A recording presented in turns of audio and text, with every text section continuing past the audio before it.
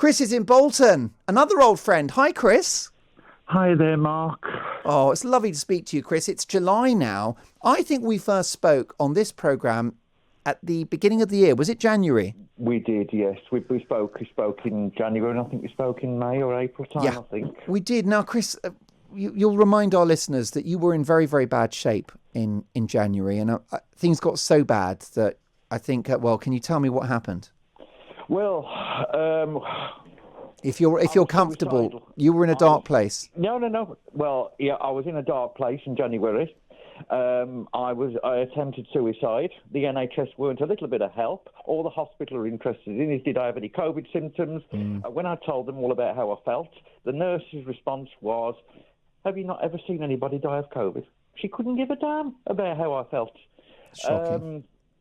Unfortunately, I'm not in a much better place now. You would think I would be popping the champagne.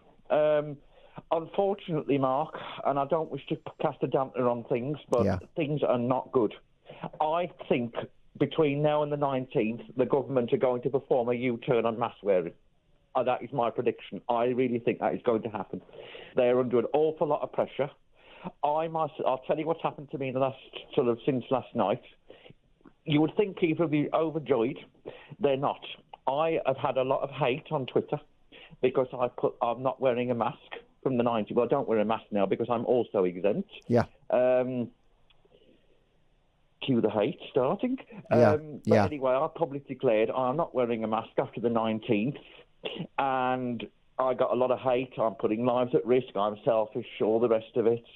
The usual sort of remarks. People like Sadiq Khan and Andy Burnham and the Labour Party are just making this worse. They're almost literally encouraging the mask wearers to become. I mean, they're really, really abusive. The mask really militia. Abusive. The mask militia.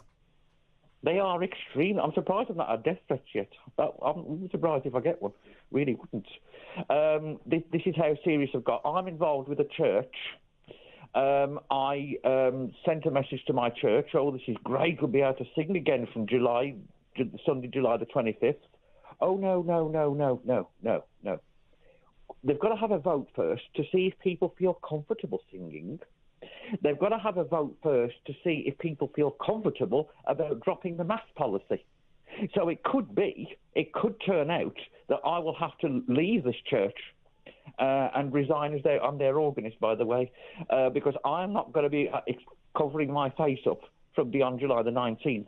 So it could well be that I'm basically not welcome anymore. I hope it doesn't come to that, but I think knowing a lot of the folk, they will vote to keep the mask. So what we can call this is the kind of unofficial lockdown in which organisations and individuals indulge in overreach by continuing to keep COVID restrictions that are not in law. Yes. And this is far from over. Chris, what will be the impact on your mental and spiritual health if you lose contact with your church? Well, I don't know at this stage, but I'm really worried. I am really, really, really worried. I don't think this is over by a long shot.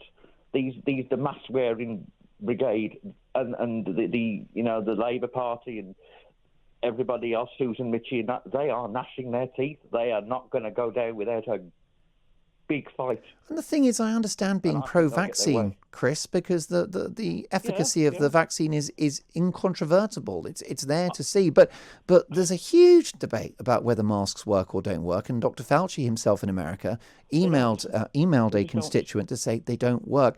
And what I'm concerned about, Chris, is your well-being. First of all, we must keep the faith.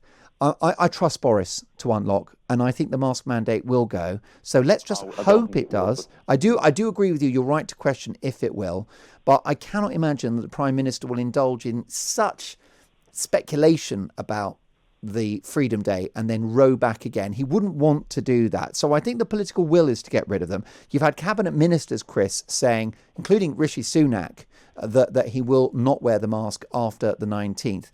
And I've got one other tip, by the way, Chris. Would you consider having a little break from that wretched Twitter platform? Oh, well, I've tried to, yes, certainly. Because I don't want you to get any hate. I don't think you deserve it. And I think, by the way, it tells you... as well. I've had a lot You've of had support as well. Glad to hear it. And by the way, the support is absolutely pouring in on the switchboard. I've just got Steve here in Lincoln saying, you send Chris my best and tell him that it's going to be okay. And lots of text coming of that flavour at the moment. Chris, if people have to go after you and attack you for declaring that you won't wear a mask on the 19th of July, which, by the way, would mean that you were following the rules, then that says more about them than you. It also demonstrates how weak their argument is, because no argument is a good one if it has to be shouted. They just don't seem to. I honestly think if God himself came down tonight and said, you do not need to wear a mask, they would still ignore it. Oh, yeah. Well, don't forget, God is a man, very out of touch. Oh, you're not supposed to say that these days. Yeah, or is he a woman? I don't know. But God's got, he's got God privilege. So he's not one of the people, is he? You're absolutely right. I mean, God would have a very hard time if he went on Twitter. He would get dogs abuse. Oh, yeah. I think even that Chris Whitty, going back down to Earth, I think even if Chris Whitty and Patrick Vallance were to simply say now, oh, we don't need to wear masks, we're useless. I think the mask fraternity, they would even doubt that. They would say, oh, Chris Whitty's lost the plot. Well, Chris Whitty, your namesake, Chris Whitty, actually told the Cabinet earlier this week that we've got to live with COVID, and if you're going to unlock, now's the time to do it. Chris Whitty. Not Boris Johnson. But they just don't seem to listen. They like don't. Andy Burnham, I'm putting this out to you now. Shut up. Stop trying to cause fear. And maybe consider resigning because you're unfit to be mayor. So Andy Burnham, if you listen to this, resign and do one.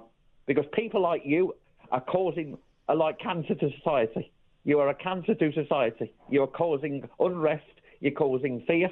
So do the right thing, either shut up or resign. I am sick of it.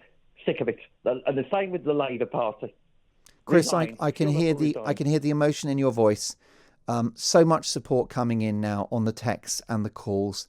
You stay strong. We need you, Chris. Your country needs you. Can I just give one last message? Go for it. If you wear a mask, I don't care. It is your choice. You can wear a bin bag over your head. That is your choice. That is no problem to me. I do not care. If you're happy wearing whatever you want, go right ahead. But I will tell you now, I will not be bullied by anybody into wearing a mask. It is not going to happen. Chris, the only way you will make me wear a mask is you'll have to kill me first, and then it won't be like use anyway. So, well, we never want that to happen. Chris, you are a hero. You take care. We've got your back here at Talk Radio, and I've got your back on this programme. Call me again soon, pal. Stay off the Twitter. It's not good for anyone's mental health. I only do it for work, reluctantly. Lovely to hear your voice, Chris. And honestly, the vast majority of my listeners, I can just sense from the reaction online, I've got your back as well.